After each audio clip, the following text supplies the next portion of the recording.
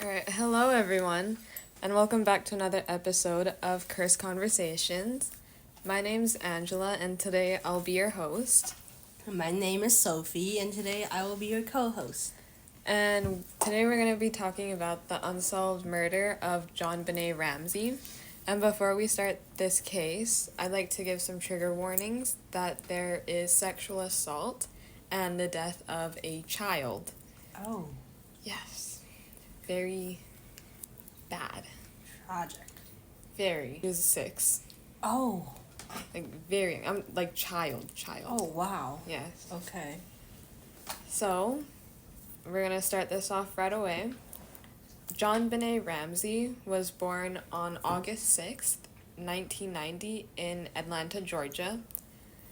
And her parents are Patricia Ramsey, her mother, and JonBenet Ramsey, her father. It's different spelling. Yeah, so JonBenet is John space Benet space Ramsey. Benet is his middle name. Yeah. Second name? Middle name. And then the child, JonBenet, is Jon Benet, no space, and then Ramsey. But I'll just call her Father John. And so, at the time of her death, she was living with her parents in Boulder, Colorado, and her younger brother, Brooke Ramsey, who was 9 at the time. So, before her death, her father worked as a businessman who was a president of Axis Graphics, a computer software company that later became a subsidiary for Lockheed Martin. And his first marriage ended in divorce in 1978. And in 1991, John moved with Patsy, JonBenet's mother, his second wife, and family to Boulder, where his workplace's headquarters was located. And Patsy Ramsey would enter JonBenet into various child beauty pageants. Oh. So she was a pageant child. And she actually won multiple titles. So one of them was America's Royal Miss. And I think in total it was about 5 or more titles that she won. Nice. And Patsy was reportedly had like pageant mother behavior. So she would always be like, oh, like you have to look beautiful, you have to act properly.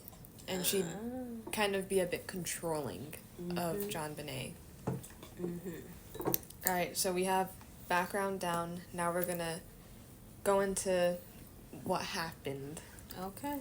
So it's unclear whether JonBenet had died like during the night before they found her or into like the early mornings, like 3 in the mornings kind of when she died.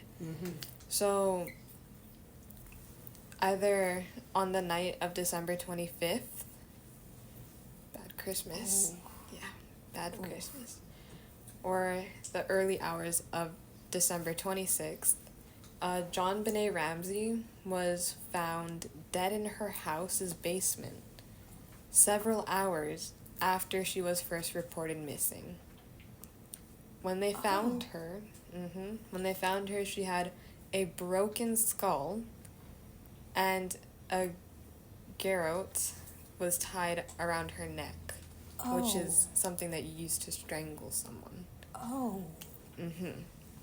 Her autopsy report stated that her official cause of death was asphyxia by strangulation associated with craniocerebral trauma. So, brain trauma. Yeah. And her death was ruled a homicide. Clearly. I would be surprised if it was ruled accidental. There's no way that could be accidental. Something wrapped around your neck and damage to your brain.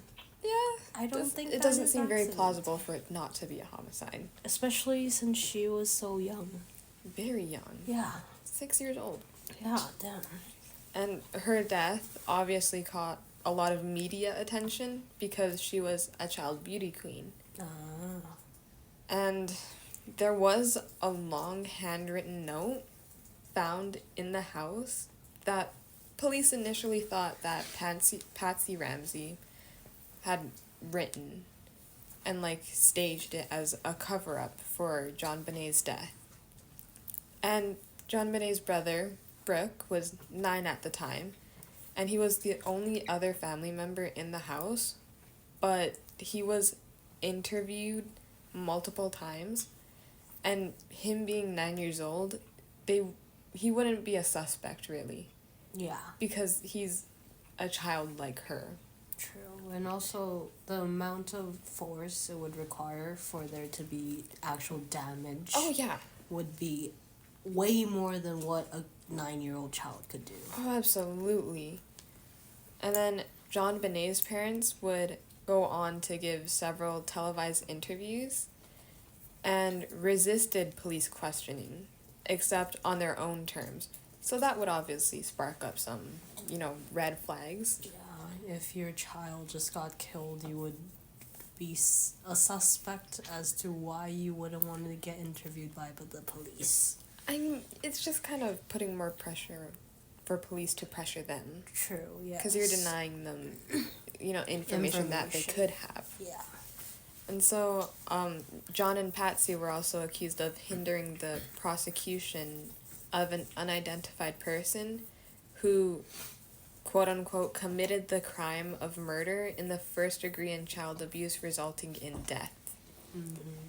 And the DA determined that there was insufficient evidence to pursue a successful indictment. So the DA that took over investigation from the Boulder police primarily pursued that there was an intruder that committed the killing. And in 2003, traces of DNA were taken from JonBenet's clothes and was found to belong to an unknown male. And each family's DNA had been excluded from this match. So it wasn't the family's DNA. Okay. And so in 2008, the DA sent the Ramseys a letter of apology and declared the family was completely cleared by DNA match. Okay. And in 2009, the Boulder police took back the case from the DA and reopened the investigation. Mm-hmm. And I think for pretty good reasons, the Ramsey family had filed several defamation lawsuits against media outlets. Mm-hmm. Yeah. And after that, the case was still considered a cold case, which means it's unsolved, it's worked on the side, but they still don't know what exactly happened. Mm-hmm.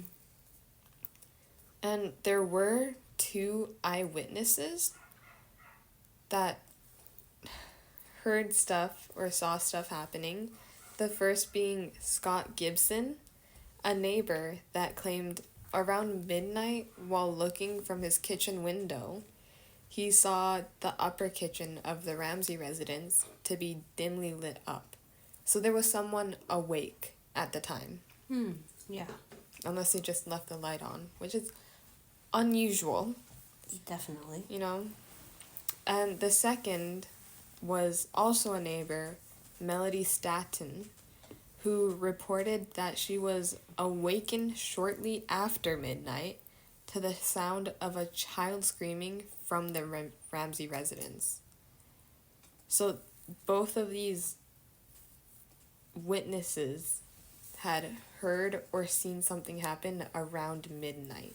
They heard a child screaming. Yes. Were her parents not home? They were home, I believe. They were home. You said that her body was found after being filed a missing child. Yes, and that was in the morning. The morning of. Yes.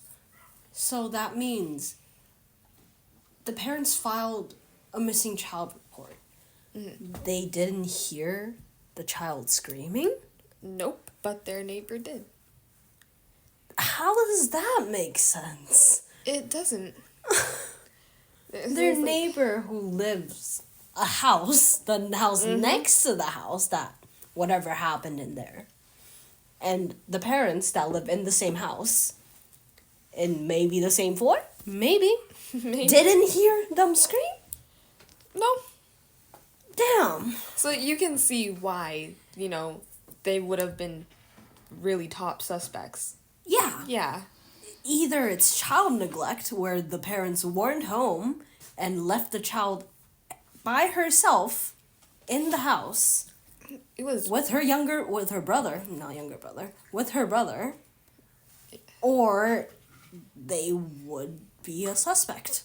Yeah. Yeah, damn. So, parents were probably not the best, but at how they were described, they weren't abusive. Okay. Maybe a bit neglectful, and because Patsy was like a pageant mother, very controlling, and she'd push JonBenet to do stuff. Okay. But we might be getting into more detail later. Okay. Maybe. Alright, so the 911 call. So this was the day the body was found. So Patsy, John, and Burke were the only people home the night of JonBenet's death. And Patsy had called the police at 5:53 a.m. and also called two friends. Okay. Who they were, it's not specified. But I don't know why she called two friends. Like, to call family, understandable. But, like, I can see why I'd call you. Like, you call me. I mean, if my child ever went missing, I'd probably call you and cry. Yeah. Yeah. I could see. Maybe they're just, like, really good friends. Like, you and Cheryl, I'll call. Yeah. Yeah. And I'll probably, like, start a search party. I mean, you'd be the godmother. I would start a search party. You'd start a search party. Definitely start a search party. Alright, anyways. So, two police officers responded to the call and arrived to the Ramsey home within 3 minutes. Damn, that's fast. Very good response time. That is good.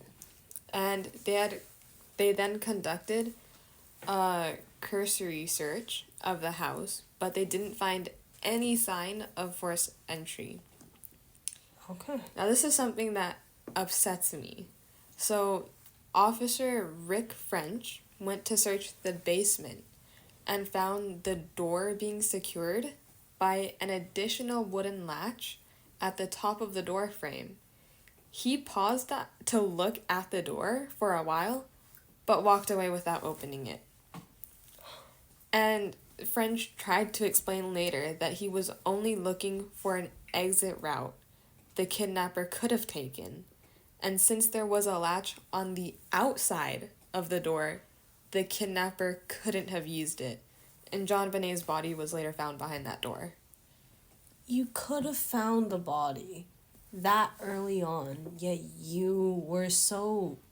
This could count as ignorant. You were so ignorant about your ideas of what an exit route could be. Exactly. And plus, you don't know the layout of the house. How would you know that there isn't an exit route on the other side? I mean, who knows? And it could very well be he exited through that door, and the dad or the mom walked down, saw the door open, or unlocked, locked it back up. They could have done that.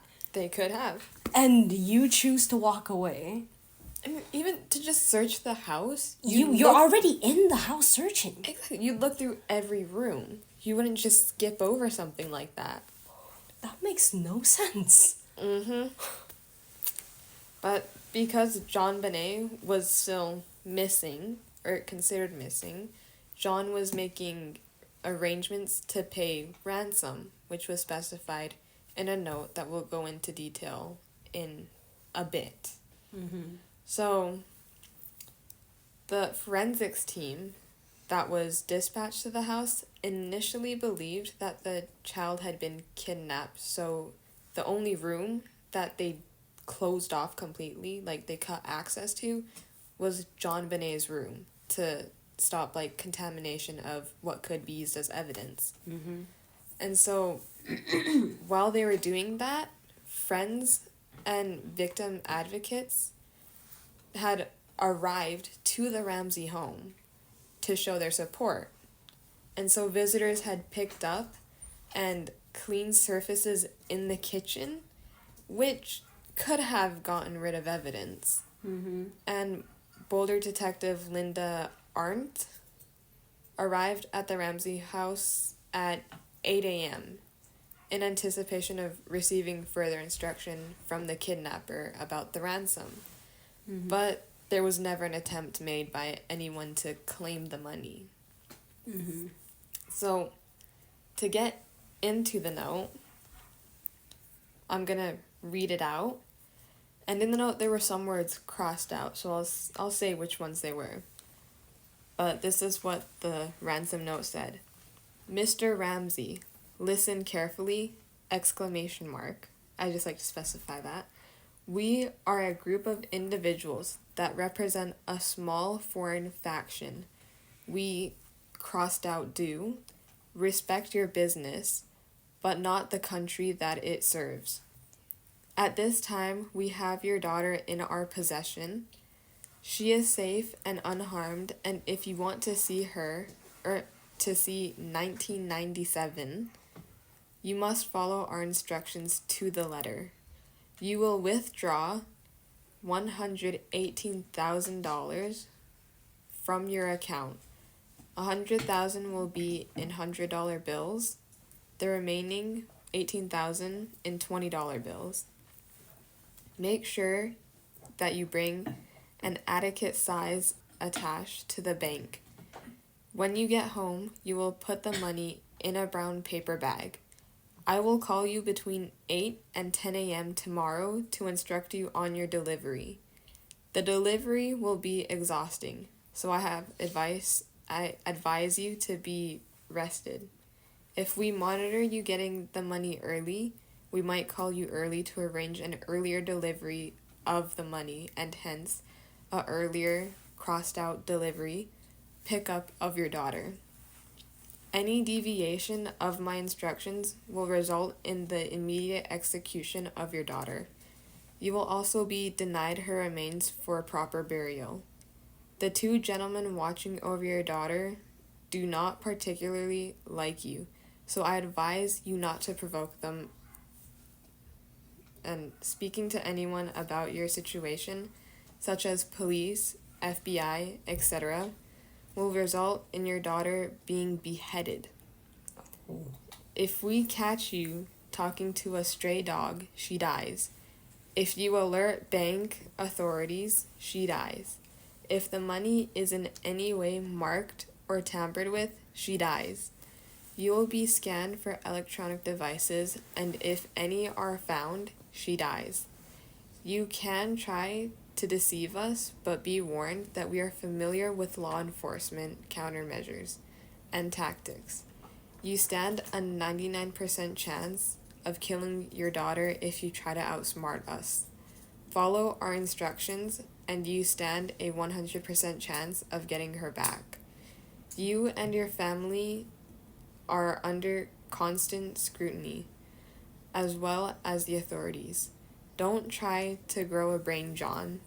You are not the only fat cat around, so don't think that killing will be difficult. Don't underestimate us, John. Use that good southern common sense of yours. It is up to you now, John! ! Victory! ! Signed, SBTC. Oh. It's a very clear. Very clear. Very You long do ransom anything that we don't tell you to do, your daughter will die.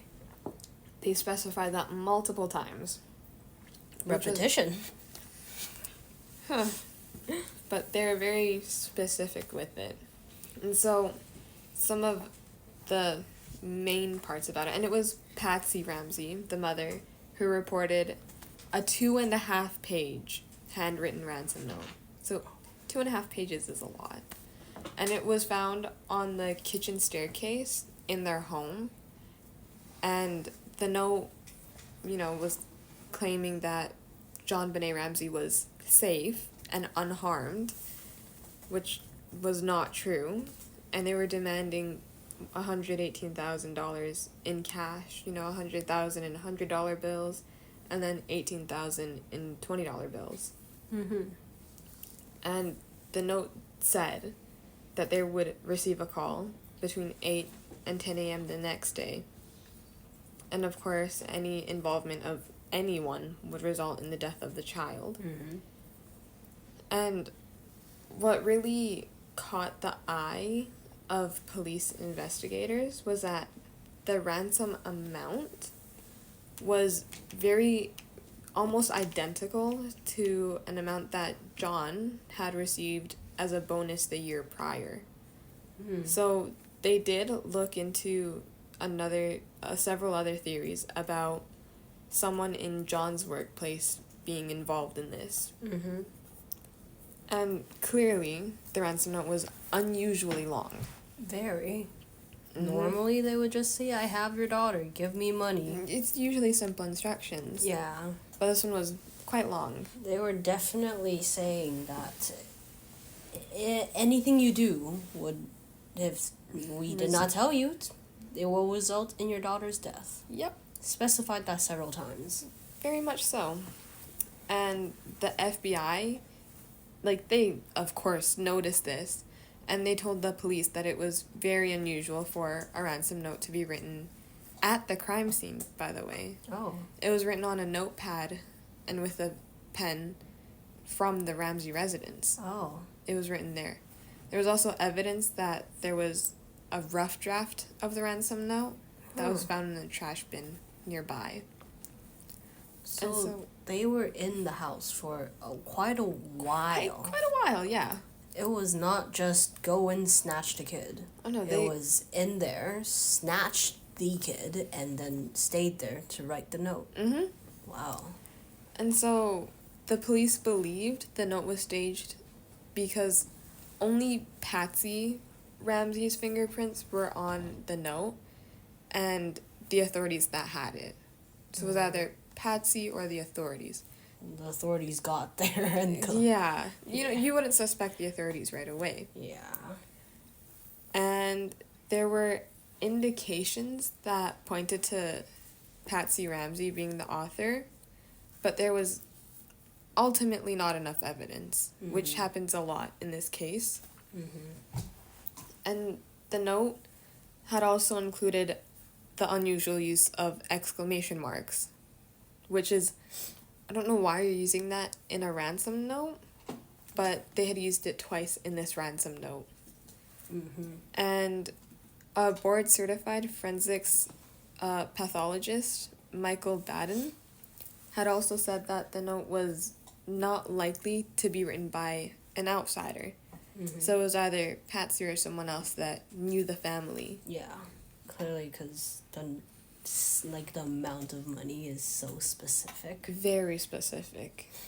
And whoever wrote the note had also called out John, the father, by name multiple times. So it has to be someone at least they know.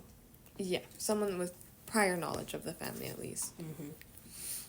And so the discovery of the body, we're going to get into that now. Mm-hmm. So at 1 p.m., Detective Arndt asked John Ramsey and Fleet White, who was a family friend, to search the house to see if anything seemed to be out of place. Mm-hmm. They started their search in the basement, and John opened the latch that the previous officer had overlooked, and in one of the basement rooms is where his daughter's body lay.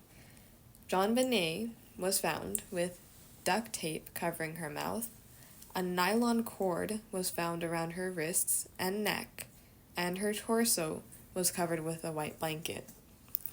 Now, JonBenet picked her up right away and rushed her upstairs, carrying her body, further contaminating the crime scene by disturbing critical forensic evidence. And so, when it came to the autopsy, it showed that JonBenet was killed by strangulation and a skull fracture, and the official cause of death was written as asphyxia by strangulation associated with craniocerebral trauma.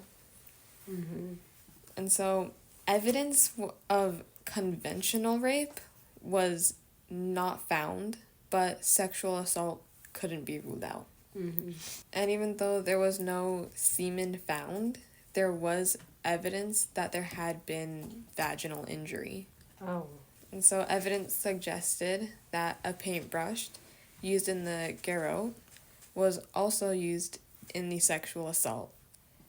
And at the time of the autopsy, the pathologist recorded that her vaginal area had been wiped with a cloth, and the autopsy caused her death to be ruled as homicide.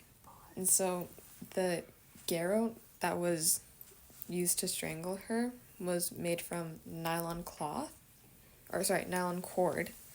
and the broken handle of a paintbrush was tied around it and tied around JonBenet's neck and was used to strangle her. And part of the bristle end of the paintbrush was found in a tub containing Patsy's art supply. Oh, what? Yes. The mother's art supplies. The mother's art supplies. Hmm.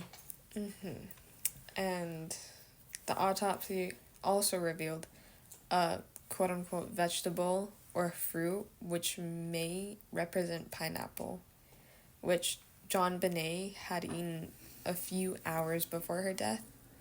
And photos taken of the home the day when JonBenet's body was found show a bowl of pineapple on the kitchen table with a spoon in it. But neither John nor Patsy said they remembered putting the bowl on the table or feeding pineapple to JonBenet. And so police had reported that they found JonBenet's fingerprints on the bowl. Oh. Yeah. That is just... There's a lot of questions in this case. Very unsettling. Yeah. And at this point, Patsy Ramsey is probably the number one suspect. Yeah. With the paintbrush and her being the most likely person to write the ransom note. It's just... There are a lot of dots connecting towards her. Exactly. And so there was a blood sample found, and in December 2003, forensic investigators extracted enough material from a mixed blood sample found on JonBenet's underwear to establish a DNA profile. And the DNA belonged to an unknown male person and cleared the DNA of each Ramsey. The DNA was submitted to the FBI's CODIS database, which was a database that contains more than 1.6 million DNA profiles. But the sample didn't match any profile in the database. So it has to be someone who has never been convicted of any crime. Yeah. And in October 2016, a report said that new forensic analysis with more sensitive techniques revealed that the original DNA contained genetic markers for 2 individuals other than JonBenet.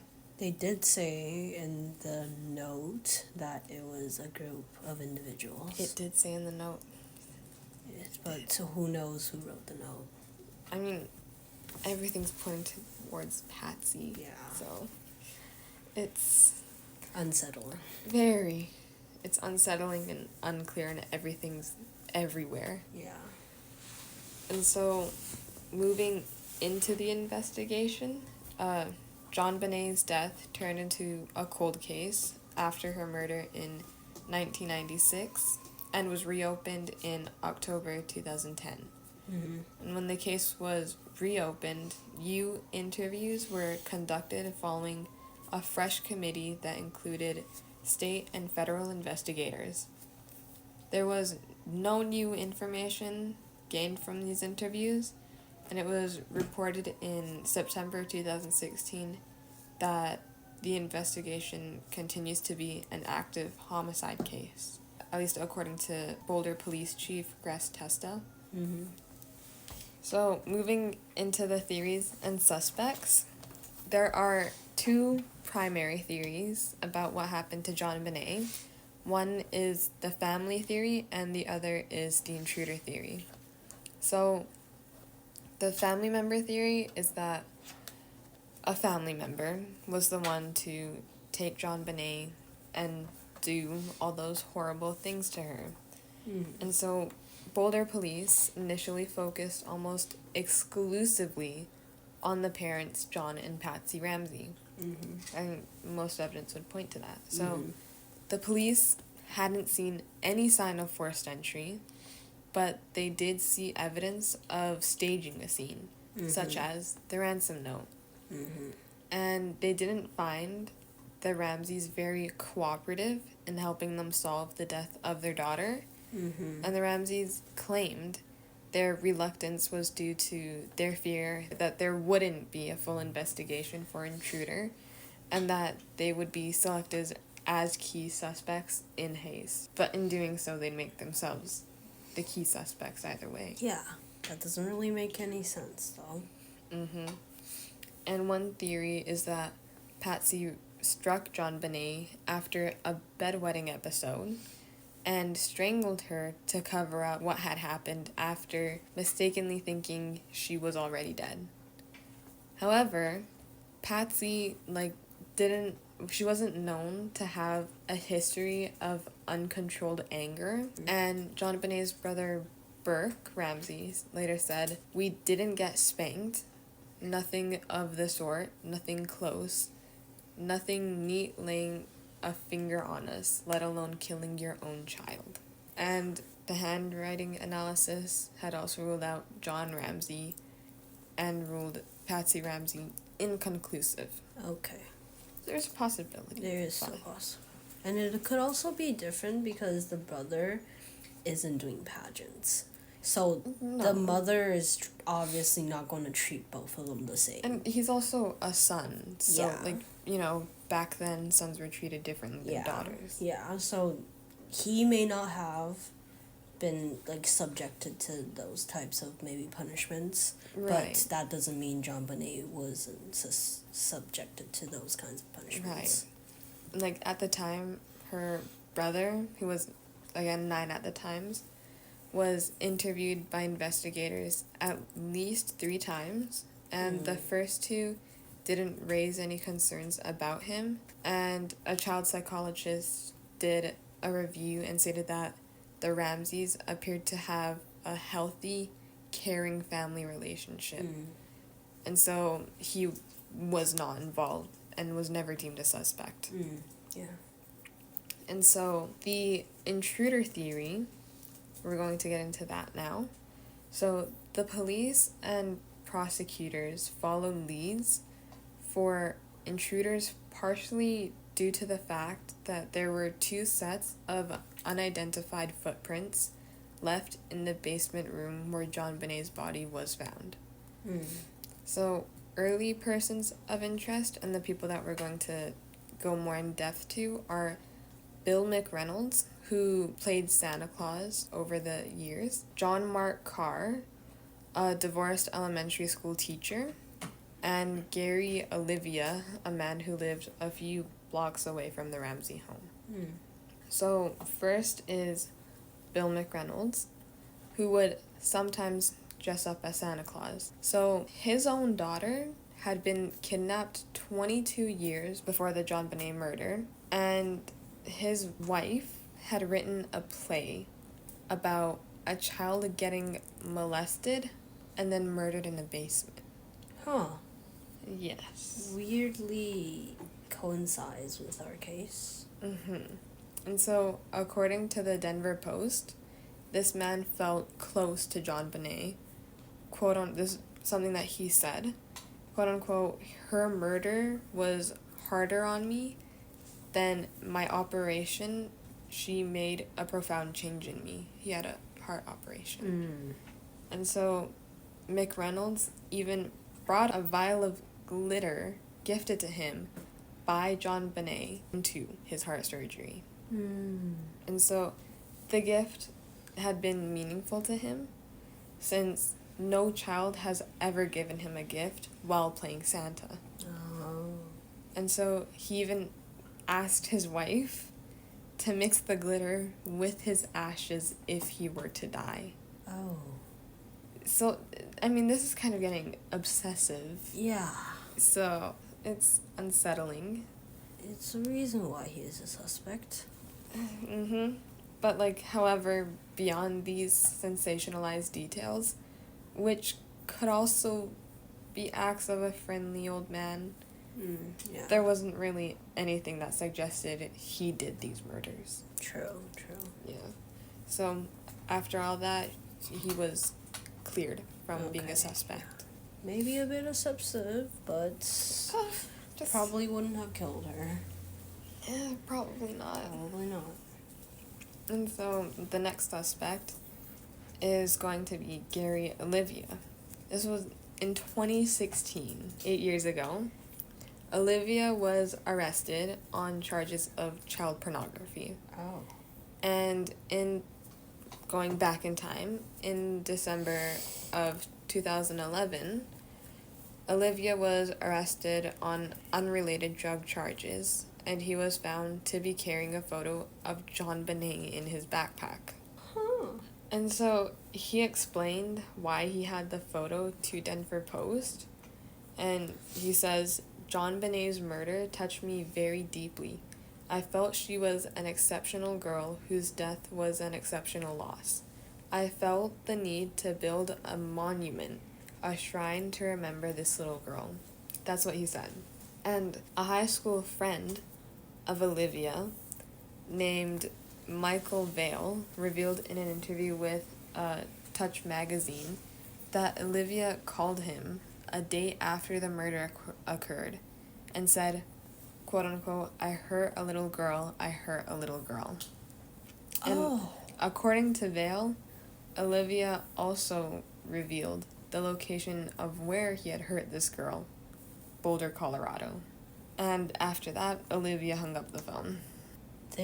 Was there any other evidence? I mean, there's more. So, it was interesting, if true, because records show that no other girl, other than JonBenet, was harmed in the area that night. And Vale, the one that I called, had also revealed that the strangulation method used on JonBenet was also allegedly used by Olivia when he attempted to strangle his own mother with a telephone cord. Oh, wow.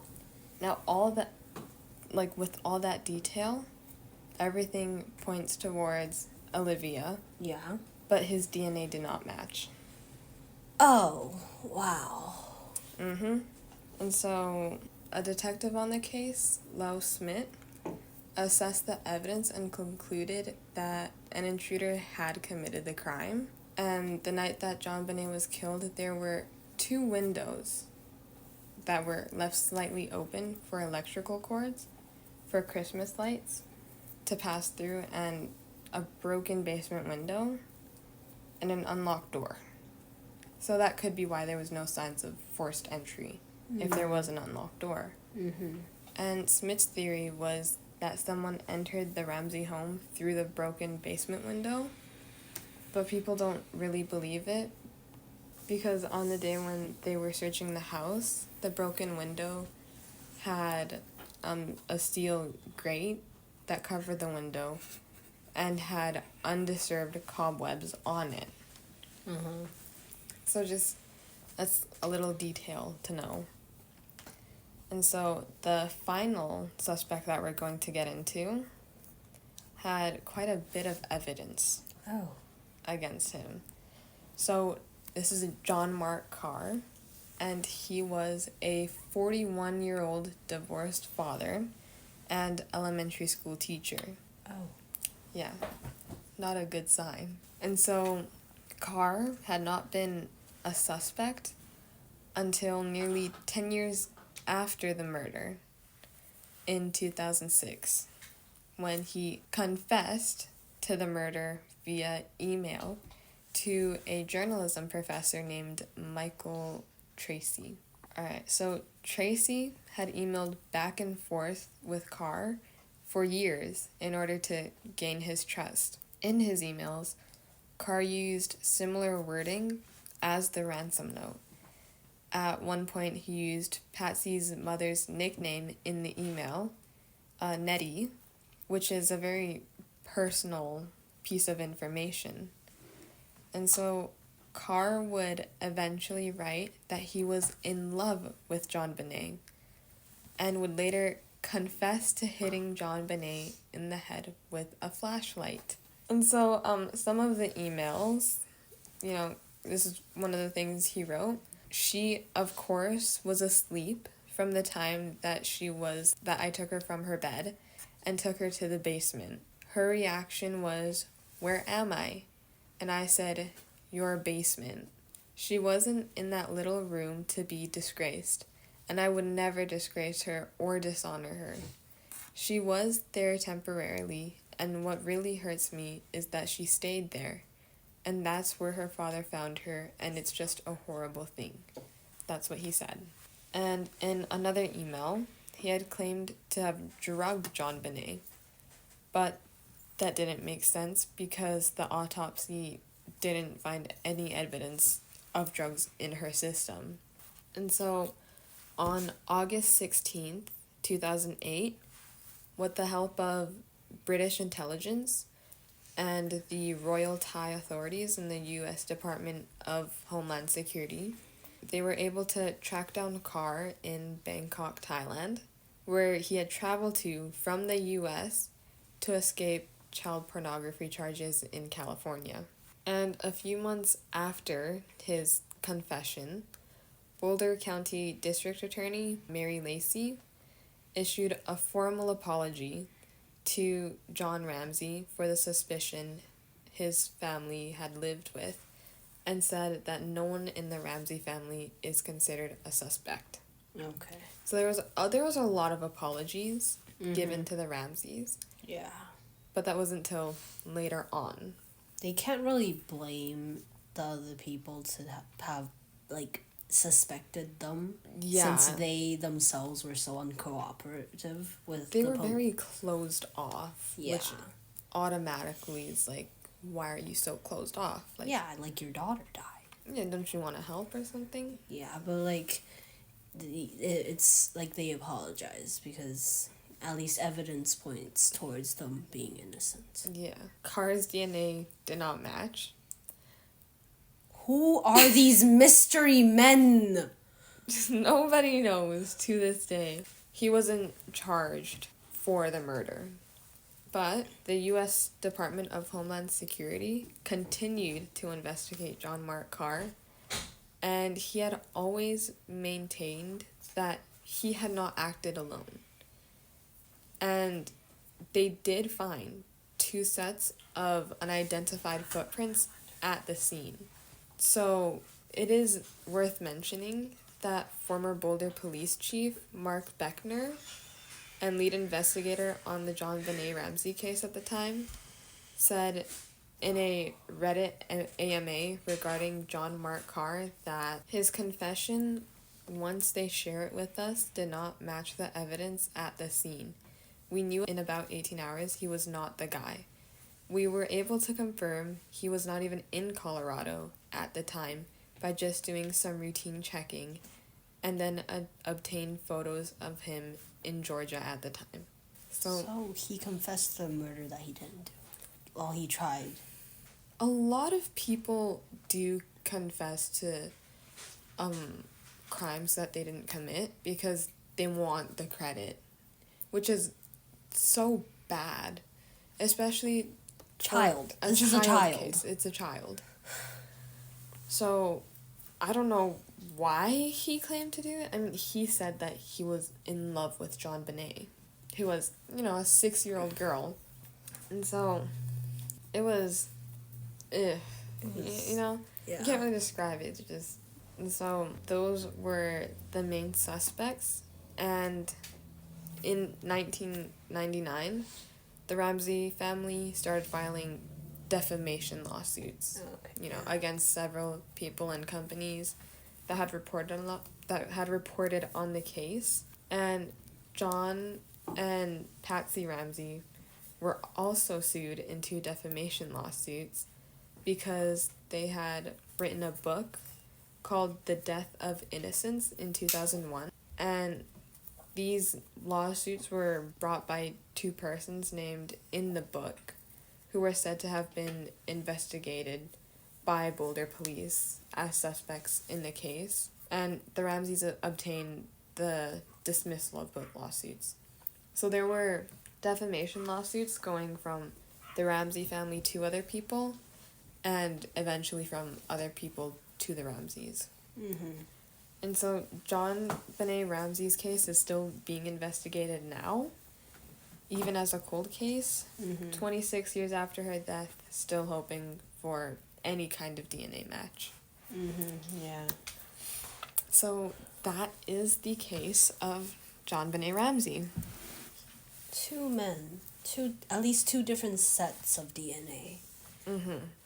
And 2 sets of footprints. Yep. Yet out of the millions of possible DNA matches, none of them matched. And there's still more DNA getting put into the system. They now. are still filtering through them, yet none of them are matching. Absolutely none. That those people are either so good at hiding that they haven't committed any other crimes or haven't been caught committing any other crimes, or they're dead. I hope they're dead. I have to be honest. I hope they're dead. But at the same time, JonBenet wouldn't, be able to receive any, closure, at least for her family, if the people were dead. They couldn't have found any. At this point, I would be, completely surprised if they ever found out who did it.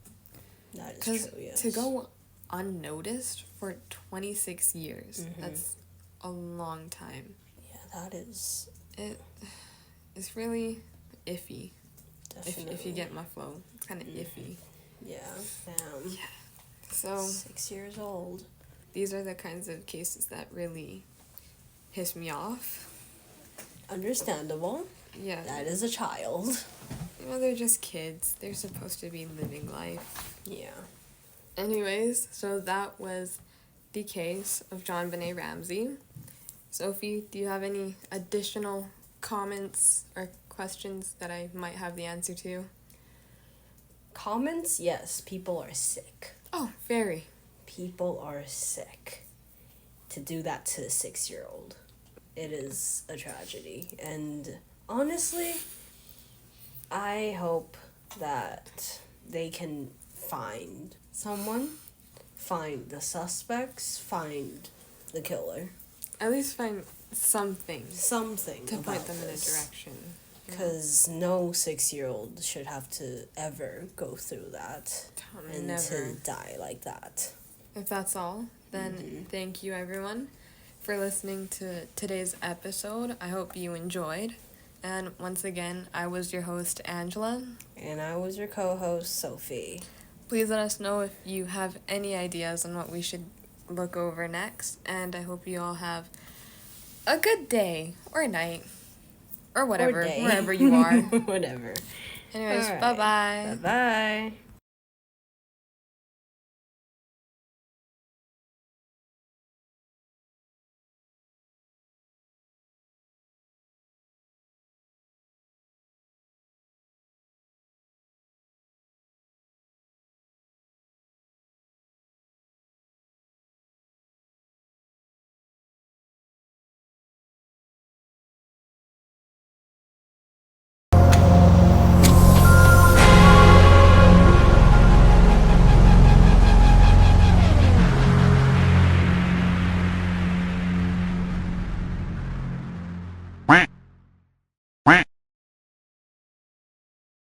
We're still recording, by the way.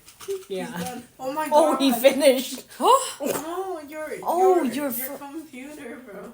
There's Don't like look, the you're sugar doing all that. over his... I think it's the Star Wars.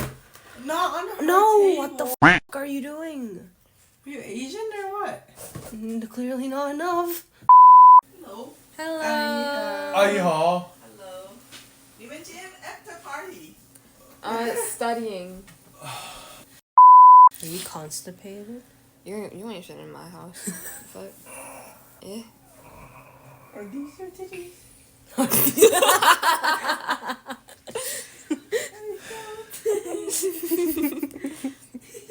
I felt it. Stop poking at his titties, bro. You need a bra. Lift it to the side. Need some extra support there. I thought the JonBenet you were talking about was his father. So I was like, oh. No, But then, oh, JonBenet.